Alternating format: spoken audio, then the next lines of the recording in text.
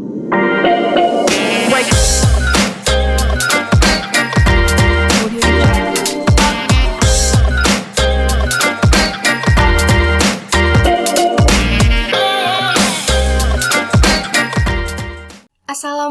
warahmatullahi wabarakatuh. Kembali lagi dengan Brilian Volume 2. Saya perwakilan dari Divisi Kajian Keilmuan Himan akan membahas mengenai soal UAS Manajemen Operasi Lanjutan. Untuk soalnya dapat kalian akses di grup Brilian. Dan diharapkan teman-teman semua untuk menyimak video ini hingga tuntas ya. Untuk kali ini aku akan ngebahas soal nomor 3, 2, sama nomor 5. Nah, di sini teman-teman bisa lihat ya, kalau misalkan di soal itu tersedia case study dan untuk pertanyaannya itu ada di bawahnya. Jadi, teman-teman harus baca dulu semua case study ini, baru nanti menyocokkan dengan soal yang ada di sini, kayak gitu. Oke, di sini kita langsung masuk soal nomor 2. Di mana ditanyakan apakah proses manufaktur masih dalam kendali dan bagaimana pola sampel pada peta kendali. Berarti di sini materi mengenai managing quality SPC. Nah, di sini diketahui bahwa manajer operasi yakin walaupun ada kecacatan pada produknya, produk tersebut masih dalam kategori berkualitas karena memiliki rata-rata masa hidup 6.500 jam. Untuk menambah keyakinannya, ia memutuskan melakukan pemeriksaan lini kerakitan per jam. Nah, di sini yang kita cari itu bukan cacatnya ya. Jadi, yang kita pakai itu adalah X-chart dan R-chart.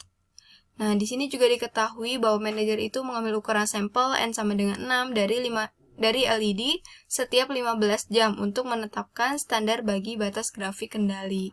Nah, tapi di sini ternyata di sampel produknya itu cuma ada 5, berarti ini tuh kayaknya ada salah ketik mungkin ya. Jadi di sini kita ganti N-nya itu 5.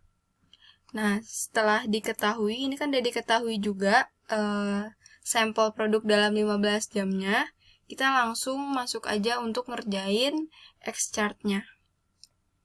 Nah, di sini tadi ini data-data yang tadi ya, yang di soal. Nah, pertama kita cari X-bar-nya. X-bar ini adalah rata-rata dari seluruh sampel ini di jam pertama. Jadi gini, yang pertama itu untuk mencari tahu X double bar itu kan kita harus merata-ratakan X-bar-nya. Nah, di sini kita berarti harus cari dulu X-bar-nya dari setiap jam pengambilan sampel. Karena di sini sampelnya ada 5, maka kita tambahin untuk yang jam pertama ini, sampel 1 ditambah sampel 2, ditambah sampel 3, ditambah sampel 4, ditambah sampel 5, dibagi 5. Didapatlah min-nya itu atau X-bar-nya itu 6,5. Dan untuk yang jam pengambilan sampel kedua juga sama, kita cari rata-ratanya dulu atau X-bar-nya di sini. Nah, di sini setelah itu baru kita kalian lakuin semua ya sampai yang 15 ini, sampai jam ke-15, didapatlah total X-bar-nya itu 99,94. Lalu selanjutnya kita baru bisa cari X double bar-nya. Untuk mencari X double bar itu adalah total dari X bar kita bagi sama banyaknya data. Nah, di sini banyaknya itu kan ada 15 nih, ada 15 jam pengambilan sampel. Maka 99,94 kita bagi 15, didapatlah 6,66. Kayak gitu. Selanjutnya, kita karena di sini nggak ada tahu ya, nah jadi kita pakainya harus cari rank. Nah, di sini ada rumusnya untuk X-chart itu ada pakai tahu, ada juga yang enggak. Nah, karena tidak diketahui, jadi di sini kita pakainya yang without tahu. Pertama, karena kalau misalkan pakainya without tahu itu kita harus cari R-bar-nya. Nah, caranya itu kita harus cari dulu ranknya. Untuk ranknya itu adalah kita kurangi Xmax dikurangi Xmin. Jadi Xmax sama Xmin ini kita kurangi. maksudnya itu Xmax dari sampel ini, di antara 5 sampel ini di jam pertama itu Xmax-nya berapa. Nah, di sini itu didapatlah 6,6 kan. Terus Xmin-nya adalah 6,4. Jadi Xmin-nya 6,4. Setelah itu baru kita kurangi untuk mendapatkan rank-nya. Jadi selisih dari Xmax dan Xmin itu hasilnya adalah rank. Nah, 6,6 dikurangi 6,4 adalah 0,2. Terus 6,2 dikurangi 5,1 itu adalah 1,1. Terus untuk yang jam ketiga, di mana Xmax-nya 6,5, Xmin-nya 5, kita kurangi, dapat rank-nya 1,5. Nah, kalian lakuin semua sampai sampai jam pengambilan sampel ke 15. Setelah itu, kita totalkan. Nah, total rank ini, untuk didapat 34,4. Nah, untuk mencari R-bar itu adalah rumusnya total R atau total rank itu dibagi sama banyaknya data. Nah, di sini total ranknya itu 34,4. Di sini karena ada 15 jam, maka kita bagi sama 15. Didapatlah 2,29. Setelah ini kita tinggal masukin ke rumus setelah diketahui X double bar sama R bar. Nah, untuk rumusnya sendiri, kalau untuk UCL X ini adalah X double bar ditambah A2 R bar. Nah, A2 ini itu kita bisa lihat di tabel control chart ini ya. Nah, di sini untuk yang pertama itu UCL. Nah, UCL ini tadi X double bar adalah 6,66 ditambah A2-nya. Di sini A2-nya itu tadi sampelnya itu kan ada 5. Maka di sini kita lihat A2 dari 5 itu adalah 0,577. Jadi 0,577 kita kali sama R barnya 2,29. Didapatlah 7,98133. Jadi kita kalikan dulu baru ditambah.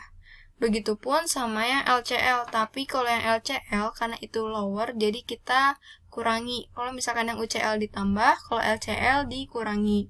Nah, didapat hasilnya 5,33867. Setelah diketahui ini UCL, LCL, kita langsung buat aja X-chart-nya. Nah, di sini bisa kalian lihat ya. Yang ini yang abu-abu itu adalah UCL-nya.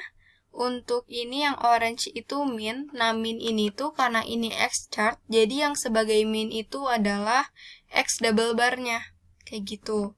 Terus yang ini, yang terakhir, yang kuning itu adalah batas LCL-nya.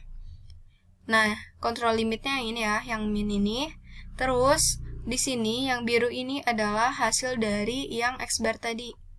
Nah, di sini ketika kita masukkan data-datanya selama 15 jam, ternyata ada satu sampel yang berada di luar kontrol limit. Nah, sehingga dapat disimpulkan bahwa proses ini tuh masih tidak terkontrol dan butuh perbaikan kualitas, kayak gitu. Nah, jadi untuk extract ini tuh masih butuh perbaikan kualitas karena ada satu sampel yang di luar batas, kayak gitu. Jadi kalau misalkan ada yang di luar batas dari UCL, min, dan juga LCL ini di area ini, itu tuh masih perlu perbaikan atau di luar kontrol, kayak gitu. Nah, setelah kita cari X-chart, kita mencari R-chart. Untuk rumus R-chart itu D4 R bar, terus kalau misalkan yang LCL D3 R bar. Untuk D4 dan D3 ini kita lihat di control chart factor. Nah, di sini tadi R barnya udah diketahui yaitu 2,29, tapi D4-nya ini kita lihat di sini. Nah, di sini D4 dari 5 itu 2,114 dan D3 dari 5 itu 0 ya. Nah, di sini tinggal kita kalikan aja. D4-nya 2,114 dikali 2,29. Hasilnya 4,84106. Lalu yang LCL sama dengan 0 kali 2,29. Dan hasilnya adalah 0. Jadi UCL-nya itu 4,8 sekian, yang LCL-nya itu 0. Untuk kontrol limitnya atau min-nya, yang ini, yang garis oranye, ini tuh dari R bar, kayak gitu. Kalau misalkan kita buat X chart, itu lihatnya X double bar. Kalau misalkan yang R chart, itu lihatnya R bar, kayak gitu ya. Jangan sampai kebalik. Nah, di sini untuk yang garis biru ini juga dari ranknya, kayak gitu. Terus yang ini, yang atas ini adalah UCL, yang bawah ini itu LCL. Nah, kalau misalkan kita lihat di grafik ini tuh memang semuanya ada di dalam kendali ya, dalam peta kendali gitu. Namun, di sini itu datanya itu nggak menentu gitu, ada yang di bawah, terus ada yang di tengah, jadi benar-benar kayak di sini tiba-tiba di atas, terus tiba-tiba ke tengah, terus ke bawah lagi, kayak gitu.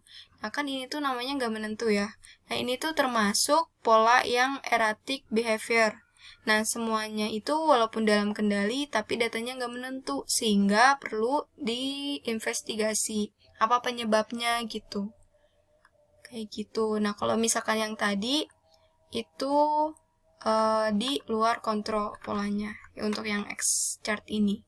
Kayak gitu untuk yang soal nomor 2. Oke, di sini kita lanjut ke nomor 3, di mana kita disuruh membuat jadwal pemeliharaan mesin dan mencari mana biaya yang paling efisien di antara preventive maintenance atau breakdown maintenance. Dan terus kita juga disuruh membandingkan dari biaya maintenance terkecil dengan biaya saat ini.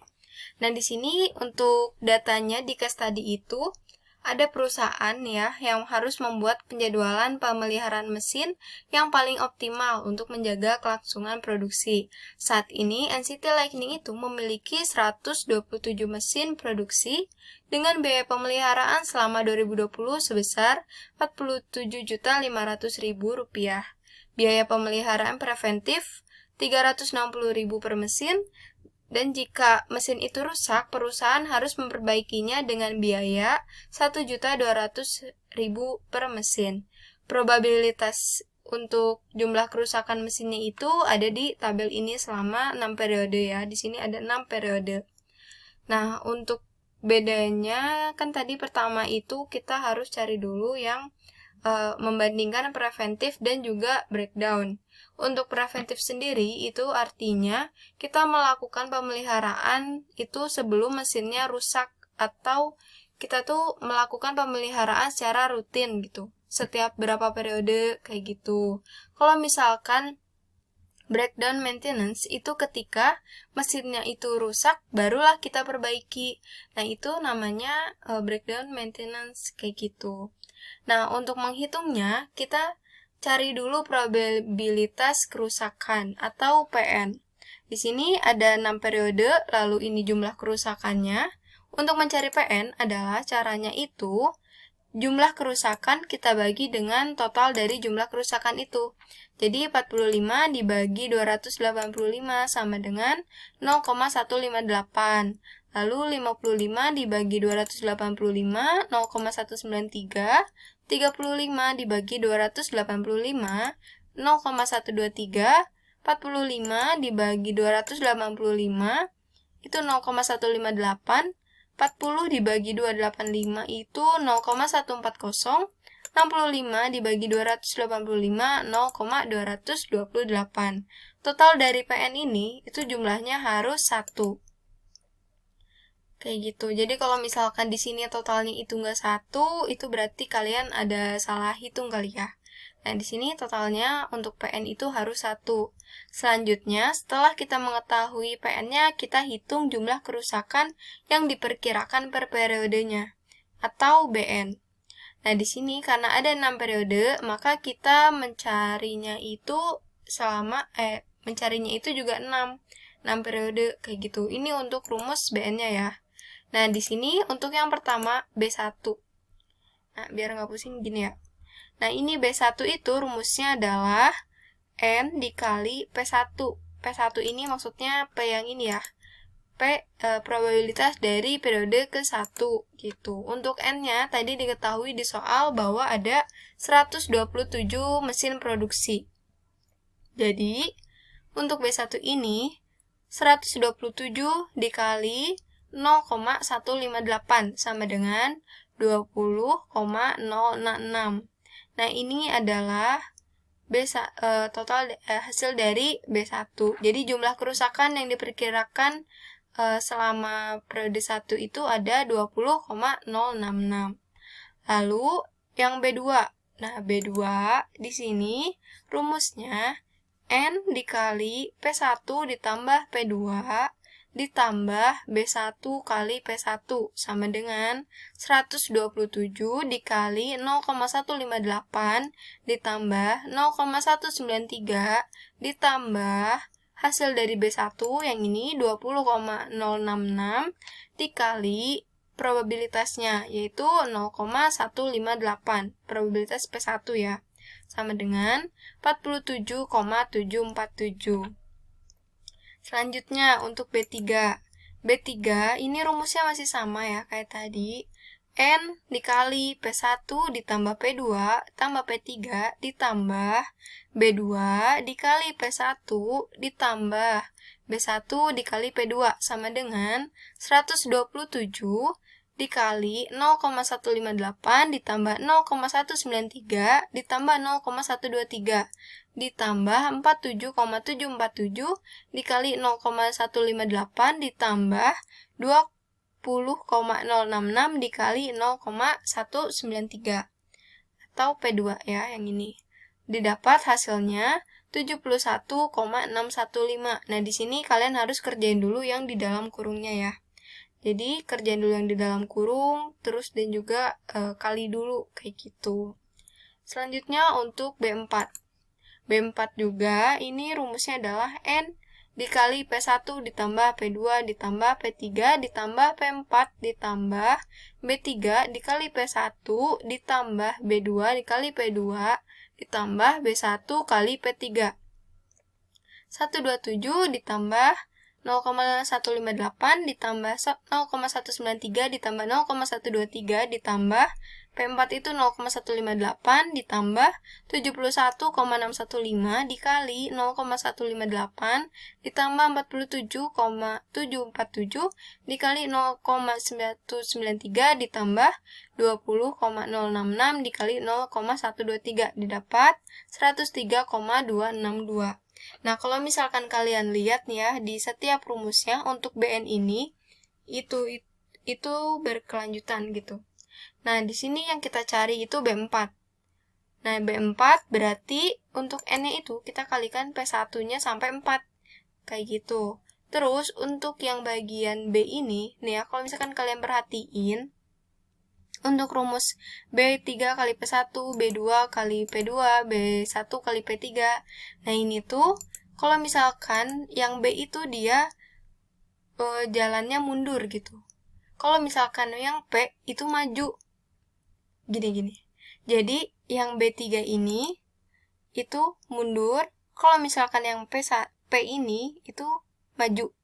Jadi, setiap nanti kita nambah periode B5 nih ya, contohnya. Nah, di sini N-nya tetap. Nah, di sini kita nambahin itu P-nya sampai P5. Nah, ini ada salah ketik ya, maaf ya. P1, 2, 3, 4, dan 5. Kayak gitu. Nah, terus, udah kayak gitu. Bentar, ini dihapus biar nggak pusing. Terus, sudah kayak gitu, untuk yang B, kita mulainya dari B sebelumnya, yaitu B4. Nah, periode keempat sebelumnya, dan dikalikan dengan P1, kayak gitu. Terus, di sini B3 dikali P2, B2 dikali P3, B1 dikali P4. Jadi, kalau yang B itu mundur, kalau misalkan yang P itu dia maju arahnya kayak gitu. Nah, caranya itu sama kalian nanti didapat. Pokoknya kalau misalkan ada 6 periode, berarti kalian buat B-nya itu sampai 6. Kalau misalkan ada 7 atau 8, itu kalian juga buatnya berarti harus sampai 8. Nah, untuk perhitungannya juga sama ya rumusnya sebenarnya. Jadi tinggal kalian ingat-ingat aja kalau misalkan yang N dikali P ini tuh berarti P-nya sampai yang kita cari itu B berapa kayak gitu. Kalau misalkan di sini yang pas bagian B di BN dikali PN-nya itu tuh kalau misalkan yang B-nya maju, berarti pakai yang periode sebelumnya, yang pertama itu. Nah, di sini B5 dikali P1, terus B4 kali P2, kayak gitu. Dan seterusnya, sampai yang terakhir, kayak gitu. Jadi, kalau misalkan hitung BN itu, ingat-ingatnya kayak gitu aja ya. Biar gampang, selebihnya itu perhitungannya sama. Tinggal kalian tambah dan juga dikaliin aja, gitu. Dan jangan sampai kalian salah angka atau gimana gitu, soalnya nanti pasti mempengaruhi ke bawah-bawahnya, apalagi ada salah nulis koma belakangnya gitu. Nah, setelah diketahui BN ini, kita menghitung total cost preventif atau TC. C-nya C besar ya. Untuk rumus TC itu adalah CP ditambah BNCB dibagi dengan N. Periode ini adalah N, CP ini adalah banyaknya mesin, kita kali sama tadi biaya preventif. Biaya preventifnya itu adalah 360.000 per mesin kan. Jadi kita kaliin 127 mesin dikali sama 360 itu 45.720.000. Terus BNCB yaitu tadi yang hasil BN yang ini kita kali sama cost breakdown-nya yaitu yang 1.200.000 per mesin. Nah, di sini tadi BN yang pertama itu adalah B1-nya 20,066. Berarti kita kali 20,066 dikali sama 1.200.000. Terus sini B2. B2 itu 47,747. Kita kaliin 1.200.000 berarti didapat 57.296.400. Nah, ini kalian lakuin hal yang sama sampai periode ke-6. Setelah itu, barulah kita hitung TC-nya. Ingat, TC itu CP ditambah BNCB dibagi sama ini. Jadi ini kita tambahin dulu, setelah itu kita bagi sama periodenya. Nah, didapatlah untuk periode 1 itu TC-nya 69.799.200. Nah, di sini kalian lakuin hal yang sama sampai periode ke-6. Cari TC-nya. Nah, setelah itu kalian lihat di sini mana biaya yang paling efisien. Biaya yang terendah itu adalah yang di periode kelima ya. Di sini kalian bisa lihat TC preventifnya yang paling rendah itu di 42.077.760. Nah, jadi ini adalah biaya yang paling efisien kayak gitu. Jadi TC-nya ketika kita menggunakan perhitungan preventif, biaya yang paling efisien adalah di periode dengan pemeliharaan setiap 5 periode dengan biaya 42.077.760. Setelah itu kita menghitung total cost breakdown karena kita kan harus membandingkan antara preventif dan breakdown ya. Untuk di sini TC atau TC-nya yang kecil, TC breakdown. Ini caranya kayak tadi ya. Di sini kita kalikan dulu banyaknya mesin dengan cost breakdown-nya, terus dibagi. Nah, 1 ini tuh periode, kita kali sama PN atau yang tadi probabilitas yang di atas yang ini. Nah, yang ini. Jadi kita kaliin, setelah itu kita tambahin. Didapatlah TC-nya itu 42.181.013. Nah, setelah itu baru kita buat tabel perbandingan. Di sini periodenya masih sama sampai 6. Di sini ada TC preventif dan hasil dari TC breakdown. Untuk breakdown ini itu biayanya selalu sama dari periode 1 sampai periode terakhir. Nah, di sini TC preventifnya yang ini yang udah kita hitung ya. Nah, terus setelah itu kita selisih biaya dari pemeliharaan ini. Kita kurangi TC preventif dengan TC breakdown. Didapatlah untuk selisih pada periode pertama itu Rp27.618.187. Nah, di sini kita tinggal selisihin semuanya sampai periode ke-6, lalu kita cari mana biaya yang paling kecil atau biaya yang paling efisien selisihnya. Nah, di sini kita lihat bahwa selisihnya biaya pemeliharaan yang paling kecil itu ada di periode kelima. Dan kalau misalkan kita bandingkan antara preventif dan breakdown, biaya yang paling efisien itu ada ketika kita menggunakan preventif maintenance, kayak gitu. Jadi, kita bisa jawab soal A ini. Berdasarkan perhitungan, jadwal pemeliharaan mesin paling efisien adalah setiap 5 periode dengan biaya preventif sebesar Rp42.077.760. Dan ketika kita bandingkan dengan biaya saat ini, di mana jika dibandingkan antara biaya maintenance terkecil dengan biaya saat ini, yaitu sebesar Rp47.500.000. Nah, biaya saat ini tuh bisa kita lihat di soal ya. Nah, biaya preventif maintenance lebih efisien dibandingkan biaya saat ini, yaitu sebesar Rp42.077.760 per 5 periode. Nah, jadi kalau misalkan kita lihat di sini, biaya yang paling efisien adalah ketika kita menggunakan menggunakan preventive maintenance dibandingkan biaya saat ini. Nah, kayak gitu ya. Untuk soal nomor 3. Oke, untuk nomor 5, di sini itu kita disuruh menentukan prioritas pemilihan pemasok yang paling baik kinerjanya dan apakah perusahaan itu harus menambah kriteria untuk mengatasi masalah kualitas produksi. Nah, di sini diketahui bahwa berdasarkan hasil analisis kualitas itu, ada isu mengenai kualitas bahan baku yang nggak sesuai, sehingga harus dilakukan review terhadap supplier yang selama ini memasok bahan baku utama. Ada 4 supplier memasok bahan baku dalam 4 tahun terakhir, di mana perusahaan itu memiliki 2 kriteria dalam memilih pemasok tersebut, yaitu kesesuaian spesifikasi dengan prioritas kriteria 0,575 dan kecepatan pengiriman 0,425. Berdasarkan penilaian perusahaan, berikut ini adalah nilai masing-masing supplier. Nah, ini adalah skala penilaian dari suppliernya. Nah, di sini ada yang kosong-kosong ini tuh nanti harus kalian isi gitu. Nah, di sini untuk yang supplier W, ketika kita dinilai dengan supplier W itu ternyata nilainya 1. Nah, ini tuh kenapa 1? Ya karena mereka sama gitu. Terus bisa dilihat juga di sini kan, supplier A dengan supplier A dia 1. Terus supplier Y dengan supplier Y 1, kayak gitu. Supplier V dengan supplier V juga 1 nilainya. Terus di sini supplier A, supplier W, jika dibandingkan dengan supplier A itu nilainya adalah setengah, kayak gitu. Terus supplier W dibandingkan dengan supplier V nilainya 1/4. Nah, kayak gitu ya kalau misalkan bacanya.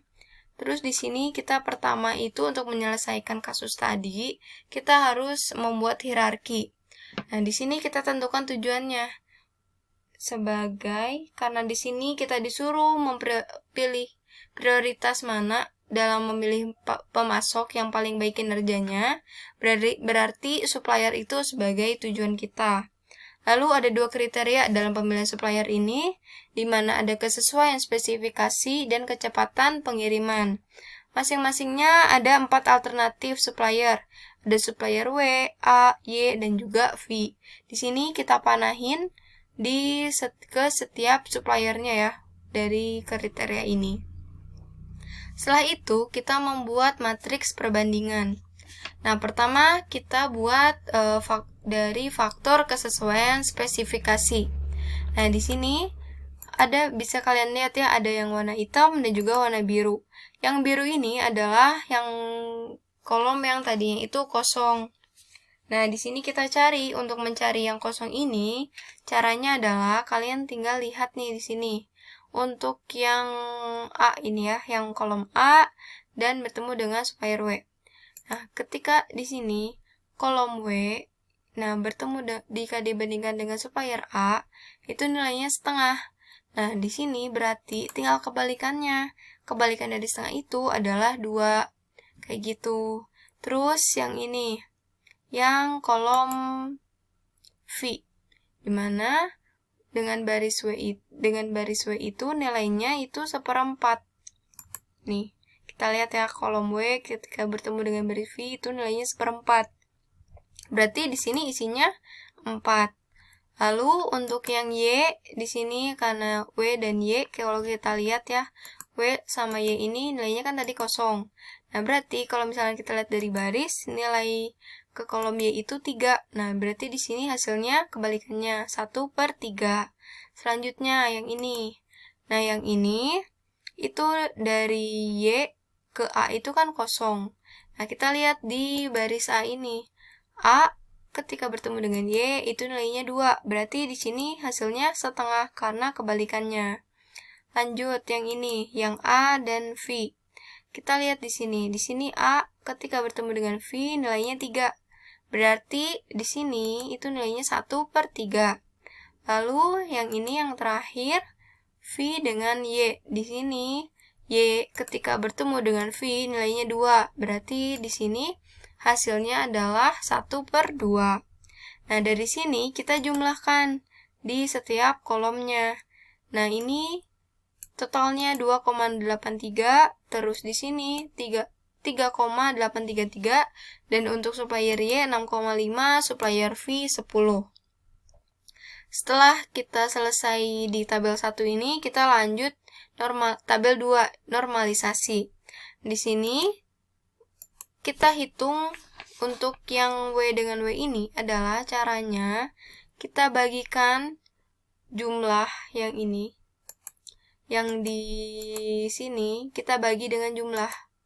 Jadi 1 dibagi 2,083, 0,480. Lalu setengah dibagi 2,083, 0,240.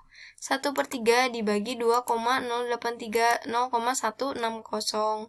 1/4 dibagi 2,083, 0,120. Nah, ketika ditotalkan jumlahnya itu harus 1. Begitupun yang A. Yang A juga kayak gitu. 2 dibagi sama jumlahnya 3,833 itu 0,522. Lalu 0,261 ini didapat dari 1 dibagi 3,833. Terus 0,130 ini hasil dari setengah dibagi 0,833. Lalu 1/3 kita bagi dengan 3,833, 0,087. Nah, untuk yang Y juga sama. 3 dibagi dengan 6,5, hasilnya 0,462. 0,308 didapat dari 2 dibagi 6,5. Lalu 1 dibagi 6,5, itu hasilnya 0,154. Setengah dibagi 6,5, hasilnya 0,077. Terus yang kolom V, 4 dibagi 10, 0,400. Terus 3 dibagi 10, 0,3. 2 dibagi 10, 0,2, 1 bagi 10, 0,1. Nah, setelah itu, kita hitung prioritas. Untuk mencari prioritas ini adalah rata-rata dari ini. Jadi, kita jumlahkan 0,480 ditambah 0,522, ditambah 0,462, ditambah 0,4. Kita bagi dengan banyaknya supplier, yaitu ada 4. Berarti hasilnya adalah 0,466. Terus yang A juga sama, nah rata-rata dari ini. Terus yang Y juga prioritasnya adalah rata-rata dari yang ini, baris Y juga. Terus yang ini juga sama, 0,120 ditambah 0,087 ditambah 0,077 ditambah 0,1, hasilnya 0,096. Kayak gitu. Nah, hasilnya harus 1. Jadi kalau di normalisasi ini jumlahnya harus 1 semuanya. Selanjutnya kita masuk ke tabel 3 atau faktor kesesuaian. Di sini kita mencari VK. Nah, pertama kita harus hitung dulu untuk di sini ya. Nah, 0,466 ini tuh didapat dari mana? Ini tuh didapat dari 1 dikali dengan prioritas ini, 0,466. Jadi untuk yang kolom W ini, kita kalikan dengan prioritas yang W juga, kayak gitu. Ya, biar gampang aku tandain deh ya. Nah, yang ini tuh kita kali dengan, nah,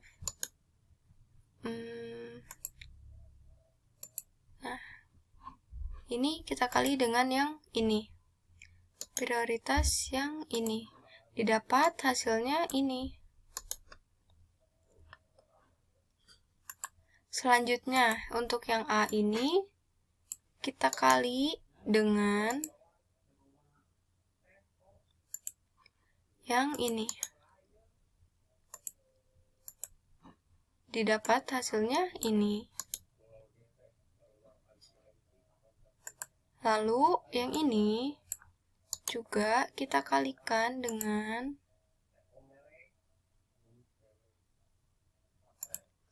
yang ini. Hasilnya yang ini. Lalu yang ini, yang V, ini kita kalikan dengan yang 0,096. Nah, ini. Dapat yang ini. Jadi kalian kaliinnya itu 1 dikali prioritas, hasilnya 0,466. Setengah dikali prioritas 0,466 ini hasilnya 0,233. Lalu 1/3 dikali 0,466 hasilnya 0,155. Lalu 1/4 dikali 0,466 hasilnya 0,117. Nah, kalian lakuin juga ya hal yang sama buat yang A, Y, dan juga V. Sesuai yang udah aku tandain ini. Nah, terus kita jumlahkan. Nah, kita jumlahkan ini hasilnya adalah 1,887, lalu yang A itu 1,120, yang Y 0,647, yang V 0,385. Setelah itu kita cari faktor konsistensinya atau VK. Untuk VK ini, itu tuh caranya adalah jumlah yang ini, yang di tabel 3 ini, kita bagi dengan prioritas yang ini. Jadi, 1,887 kita bagi dengan 0,466. Lalu 1,120 kita bagi dengan 0,277, didapat 4,042. Lalu 0,647 dibagi dengan 0,161. Lalu 0,385 dibagi 0,096. Didapat 0,4015. Selanjutnya kita mencari lambda, di mana lambda itu adalah rata-rata dari VK. Jadi kita jumlahin ini semua, lalu kita bagi dengan 4. Hasilnya adalah 4,031. Nah, mungkin di sini nanti kalau misalkan kalian hitung manual, agak sedikit beda komanya ya. Tapi, karena aku pakainya Excel, jadi kayak gini gitu. Terus, kita mencari CI. Menghitung CI itu rumusnya adalah lambda dikurangin N dibagi N kurangi 1. Lambdanya 4,031 dikurangin N-nya itu 4 dibagi N itu 4 dikurangi 1, berarti 3. Nah, didapatlah lambdanya 0,010. Setelah itu kita cari CR. CR ini di sini rumusnya adalah CI dibagi RI. Untuk RI itu ada atau random index itu di sini udah saklek ya, jadi udah ditentukan. Nah, di sini N-nya itu kan kita ada 4. Berarti RI-nya adalah kita pakai 0,9. Jadi CI-nya 0,010 dibagi 0,9. Didapat 0,011. Nah, karena nilai CR yang ini itu kurang dari 0,1 atau 10%, artinya sudah konsisten. Angka-angka pada kriteria perbandingannya ini tidak bias gitu. Jadi kita bisa lanjut. Kalau misalkan di sini itu lebih dari 10%, berarti mungkin ada sesuatu yang perlu diperbaiki gitu, direview ulang. Kita harus mengganti angkanya kayak gitu. Nah, di sini selanjutnya kita cari juga yang faktor kecepatan pengiriman. Untuk caranya sama ya, kayak tadi. Kita di sini isi dulu kolom yang kosong, lalu kita normalisasi, Terus kita cari prioritasnya. Setelah itu, kita di sini cari faktor konsistensinya. Nah, di sini juga caranya masih sama kayak yang tadi. Untuk yang di normalisasi itu 1 dibagi dengan jumlah, terus ini 2 juga dibagi sama jumlahnya, jadi setiap kolom ini dibagi dengan jumlah, didapatnya yang ini. Dan hasilnya untuk normalisasi ini harus 1. Untuk prioritas itu rata-rata dari ini.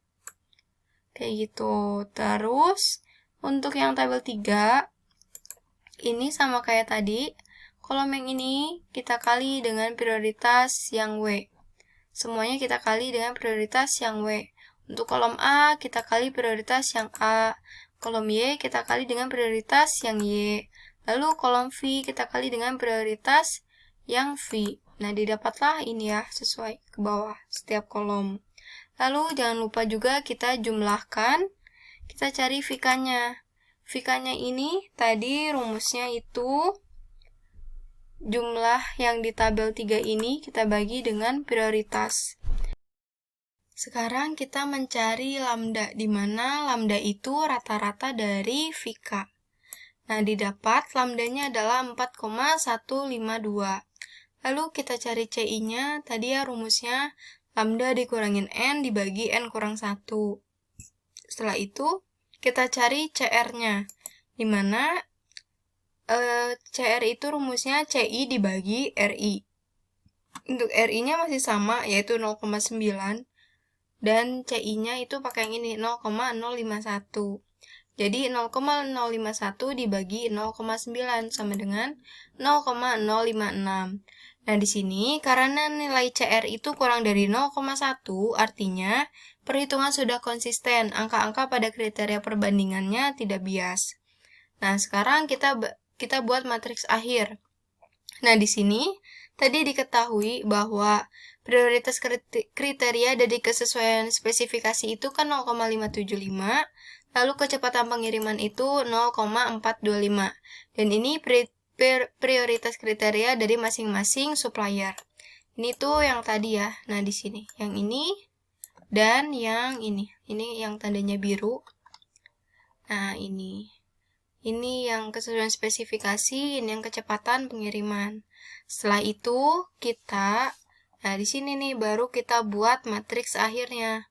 Di mana caranya itu adalah setiap prioritas kriteria dari setiap supplier ini kita kalikan dengan prioritas kriterianya.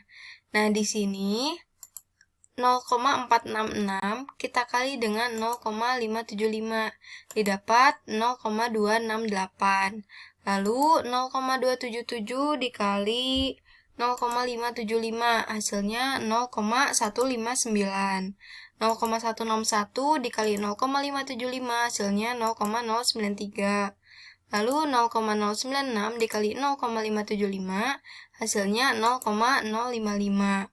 Lalu untuk yang kriteria selanjutnya 0,137 dikali 0,425 0,058. Lalu 0,287 dikali 0,425 0,122. Lalu 0,478 dikali 0,425 hasilnya 0,203. Lalu 0,097 dikali 0,425 itu 0,041. Setelah ini kita tinggal jumlahkan. Jadi 0,268 ditambah 0,058 hasilnya 0,326. Lalu 0,159 ditambah 0,122 hasilnya 0,281. Lalu 0,093 ditambah 0,203 hasilnya 0,296. Terus 0,055 ditambah 0,041 hasilnya 0,096. Dan di sini jumlahnya pasti 1. Untuk menentukan prioritas, di sini kita lihat jumlah yang paling besar. Nah, itu sebagai prioritas utama. ketika kita lihat di sini yang paling besar itu adalah di supplier W, di mana 0,326. Nah, dia sebagai prioritas 1, lalu 0,296 sebagai prioritas 2, 0,281 sebagai prioritas ketiga, 0,096 sebagai prioritas keempat. Jadi urutannya adalah W, Y, A, lalu V. Dan di sini kita bisa buat kesimpulannya ya. Untuk yang A, berdasarkan perhitungan membandingkan faktor kesesuaian spesifikasi dan kecepatan pengiriman dalam memilih supplier, sebaiknya NCT Lightning itu memprioritaskan untuk memilih supplier W, lalu supplier Y, supplier A, dan yang terakhir itu supplier V. Dan yang B, apakah perusahaan harus menambah kriteria atau enggak? Nah, di sini perusahaan itu tidak harus menambah kriteria untuk mengatasi kualitas produksi, karena perhitungan ini sudah konsisten di mana CR kedua faktor itu tidak melebihi 10% atau 0,1. Jadi, untuk nomor 5 ini itu mengenai maintenance, maksudnya mengenai AHP, di mana kita harus menentukan mana prioritas yang harus kita pilih gitu ya untuk memilih supplier itu. Nah, di sini udah diketahui juga. Jadi, kalau misalkan kalian ngerjain itu, yang penting jangan salah dalam pengerjaan matriks perbandingannya. Kayak gitu. Nah, mungkin sekian pembahasan kali ini. Maaf bila ada kesalahan, dan bila ada yang ingin ditanyakan, bisa langsung ditanyakan di grup. Terima kasih sudah menyimak video ini hingga tuntas. Wassalamualaikum warahmatullahi wabarakatuh.